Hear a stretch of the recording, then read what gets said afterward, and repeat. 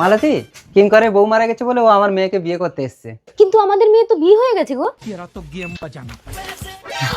আমার প্রচুর টাকা। কিন্তু জামাই তো মেয়েকে খুব ভালোবাসে গো। তা এও কি কম ভালোবাসবে নাকি? তুমি যাও জামাইয়ের কাছ থেকে মেয়েকে ছাড়িয়ে আনো, গিয়ে বলবে তোর বাবার শরীর খারাপ, তোকে এক্ষুনি আসতে হবে, জামাই যেন না জানে। ঠিক আছে নাও, আমি ডেকে আনছি। টগরি, মা, জামাই কোথায় রে? আমাকে রান্না করতে দেবে না বলে রান্না করছে এই নবীন। জামাইকে ডাকতে হবে না, তোর বাবার ভীষণ শরীর খারাপ, তুই যা, আমি জামাইকে নিয়ে আসছি। ঠিক আছে, তুমি তোমার জামাইকে নিয়ে আসো, আমি যাচ্ছি।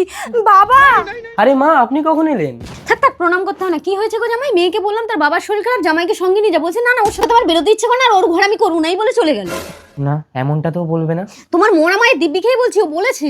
ঠিক আছে, ও যখন আমাকে চাইছে না, চলেন আমি লুকিয়ে লুকিয়ে গিয়ে বাবাকে দেখে আসবো। থাক থাক, তোমাকে যেতে হবে না, আমি চলে যাই।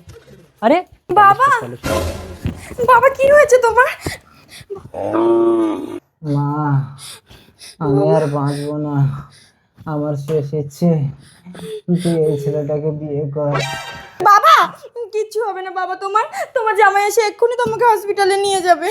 জামাই আর আসবে না রে মা, দুটো পা ধরে বললাম তুমি চলো, বলছে যে তুই আগে চলে এসেছিস বলে আসবে না, ডিভোর্স পেপারটা পাঠিয়ে দেবে, সাইন করে দিতে বলেছে। বাবা, তোমার শেষ ইচ্ছে আমি পূরণ করব, দাও গলায় মালা দাও। বাহ বাহ বাহ, অসুস্থ বাবাকে দেখতে এসে তাহলে এইসব কীর্তি হচ্ছে? কেন? তুমি তো বলেছিলে ডিভোর্স পেপার পাঠিয়ে দিলে সই করে দেবে, আবার এখানে কেন এসছো? কে বলেছে এসব কথা? মা, মা, বাবা, বাবা তোমার কিছু হয়নি? বিশ্বাস কর টগরি, এই দেখো কতগুলো টাকা দিয়েছে, তুই ওকে বিয়ে কর না। তোমরা তার মানে প্ল্যান করে আমার স্বামীর কাছ থেকে ছাড়িয়ে আমাকে বিক্রি করে দিচ্ছ? এই চলো। আরে আরে, আমার টাকা দেন। যত সব। আরে আরে কিঙ্কর, কে বেশি শক্তিশালী, টাকা না ভালোবাসা?